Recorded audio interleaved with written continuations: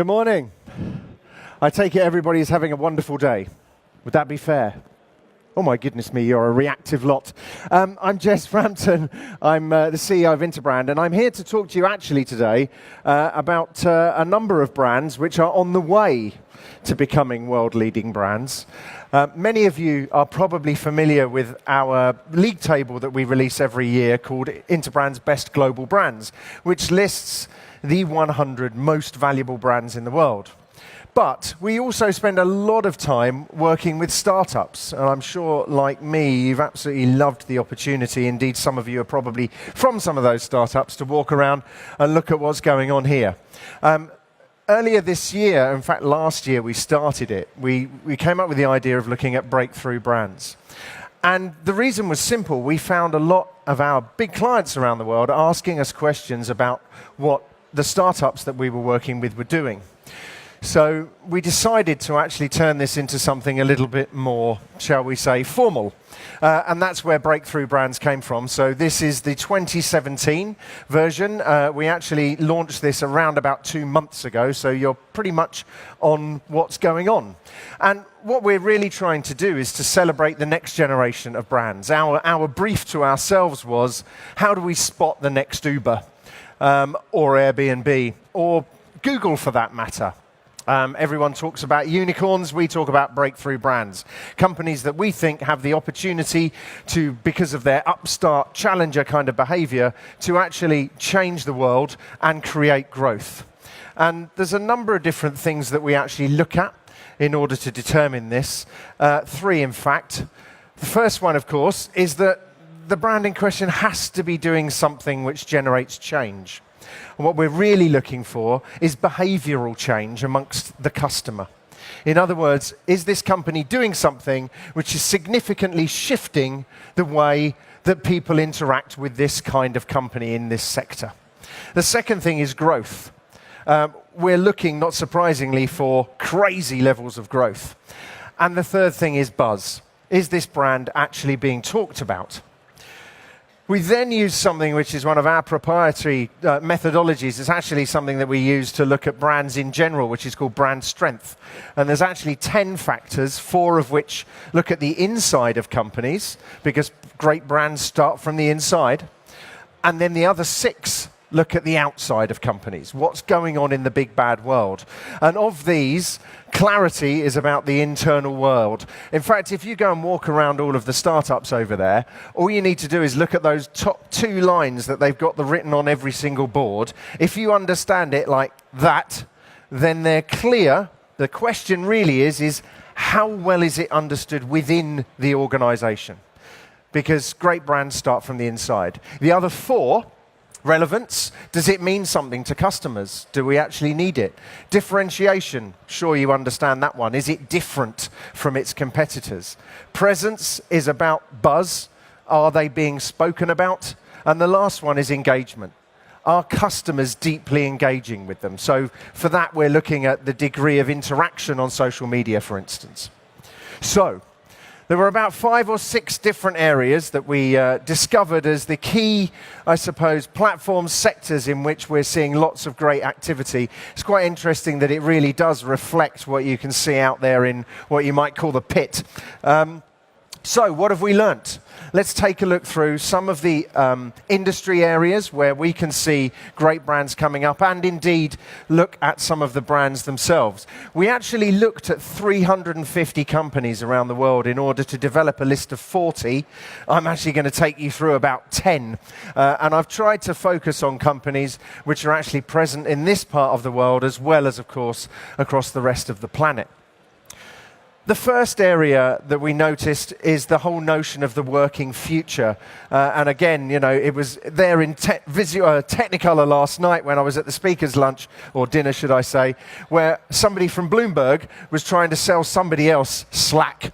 And some of you may well have heard of Slack.com. They're one of the companies, the first one that we're going to have a look at.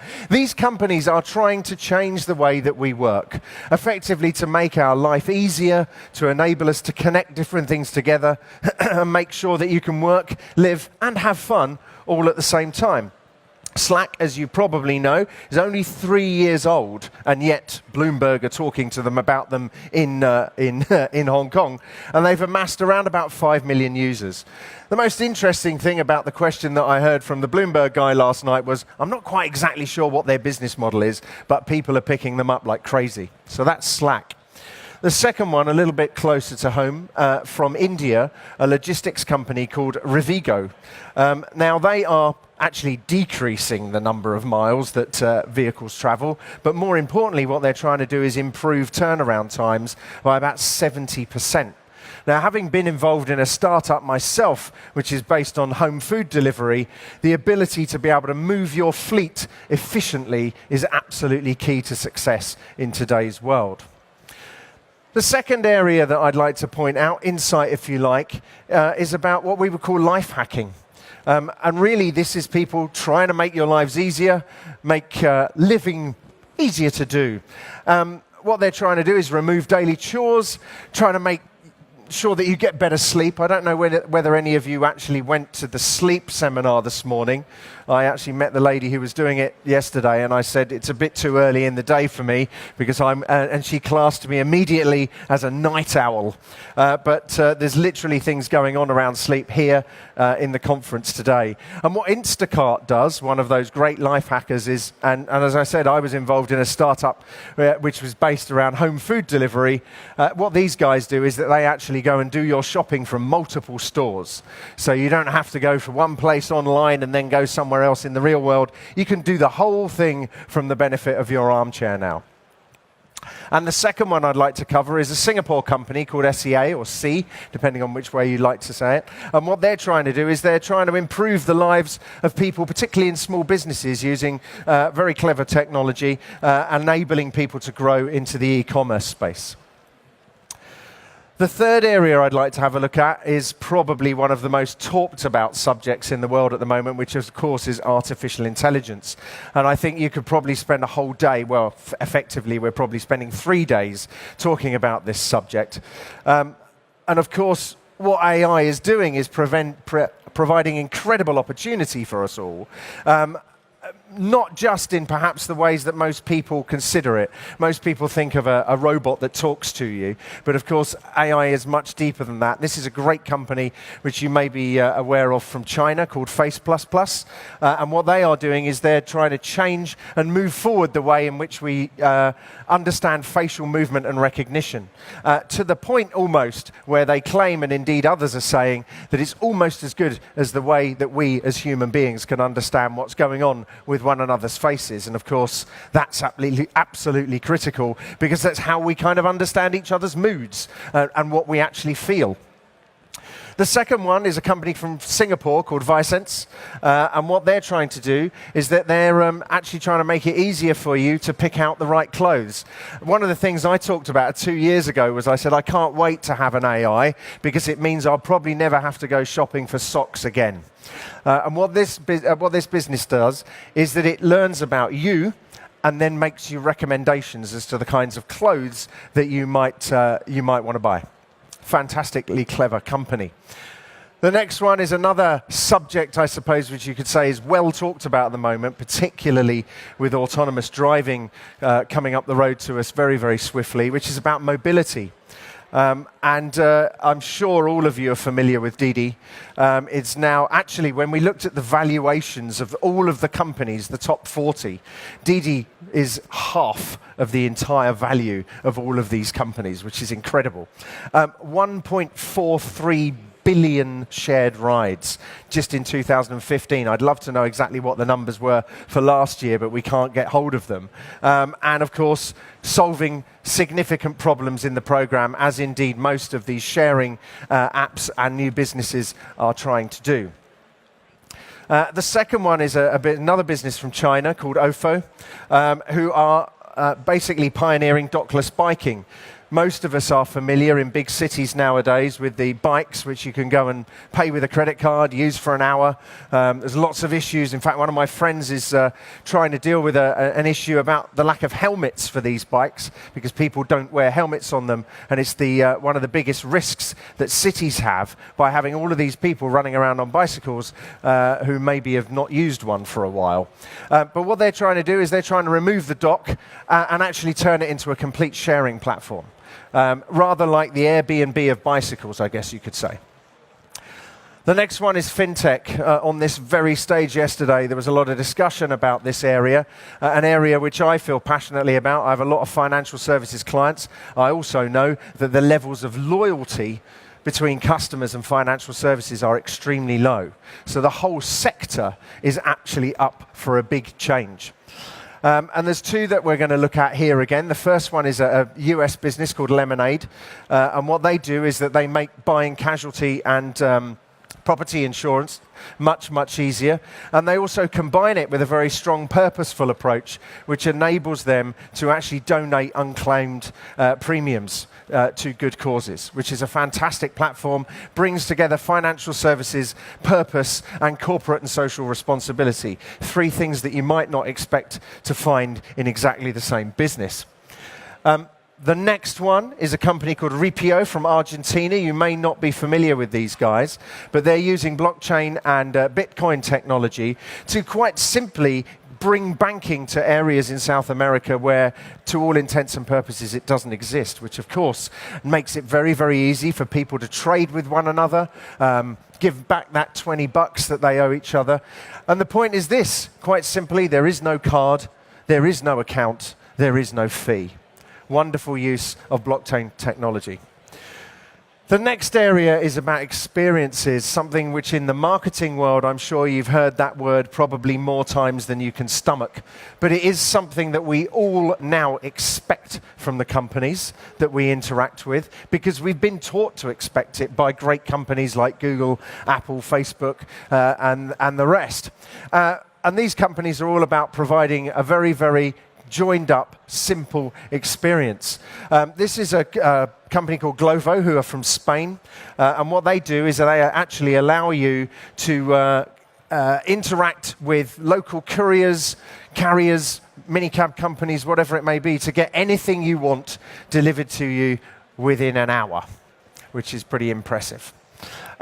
Flipkart from India, which I'm sure many of you have heard of, largely or widely talked about as the Amazon of India, who are swiftly changing the retail landscape. And in the same way as that company that I was talking to you about from South America, are providing access and actually the ability to trade in rural areas where previously it was impossible.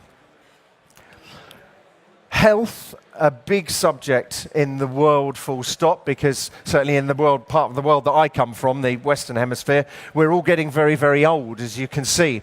And wellness, therefore, is becoming a massive opportunity for companies, quite simply because of that demographic change, but also because we all want more and more information.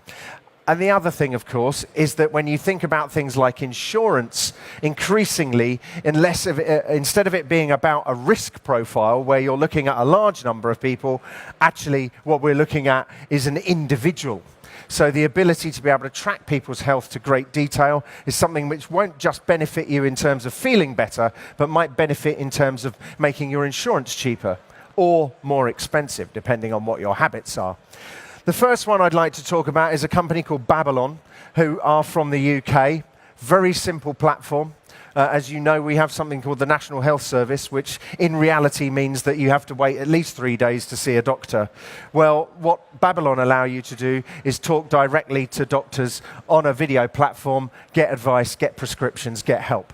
There are a number of these different types of companies going on around the world, but we felt that Babylon had the best user interactivity and the best way of talking about what they do.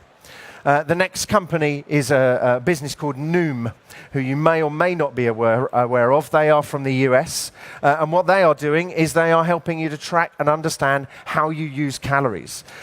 What that enables you to do, of course, is to change your behavior. For anyone in the room who's ever been on a diet, the thing about going on a diet is that quite often what happens is that when you finish the diet, you kind of go back to your old ways. What Noom are trying to do is actually change your behavior, to change your diet, to change the way that you live. As I said, there's 40 companies that we looked at. The information on them is quite astounding and wonderful to read. It's all available on interbrand.com, which is our website. And here's a snapshot of the 40 that are actually in our report. But as I said, we looked at over 350. It was a fascinating exercise. It's helped us with the work that we do with our clients, big and small. And hopefully, it's given you a little insight into some of the other startups that are going on around the world that are really making waves, the breakthrough brands, perhaps. Ladies and gentlemen, thank you very much for your time. If you looked at the subject matter of what I was supposed to be talking about, you'll be interesting to know that I'm actually talking about that in about 15 minutes down on the center stage. So if you'd like to come and join me again, I'd love to see you. Thank you very much.